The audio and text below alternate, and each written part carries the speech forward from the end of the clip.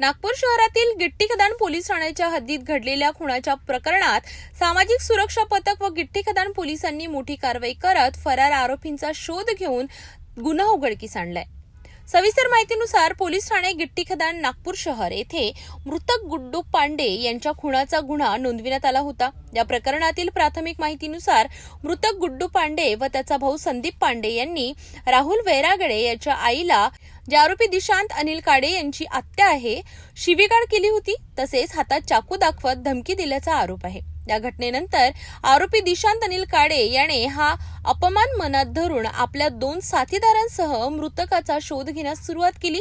आरोपी मोहम्मद शाहरुख उर्फ बाबा शेख व दीक्षित सुरेश क्षीरसागर हे त्याचे साथीदार होते। दरम्यान मृतक गुड्डू पांडे हा पोलीस लाईन टाकडी ग्राउंड परिसरात आपल्या मित्रांसोबत उभा असल्याची माहिती मिळताच आरोपी तेथे पोहोचले। यावेळी बोलण्याच्या कारणावरून वाद वाढला।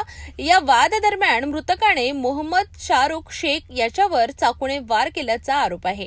स्वतःच्या बचावासाठी मोहम्मद शाहरुख याने मृतकाच्या हातातील चाकू हिसकावून त्याच्यावर उलटवार केला। या घटनेनंतर तिन्ही आरोपी घटनास्थळावरून फरार झाले। घटनेची माहिती मिळताच सामाजिक सुरक्षा पथक व गिट्टी खदान पोलिसांनी तात्काळ तपास सुरू करून आरोपींचा शोध घेत त्यांना ताब्यात घेतले असून पुढील कारवाईसाठी पोलीस ठाणे गिट्टी खदान यांच्या सुपूर्द केले।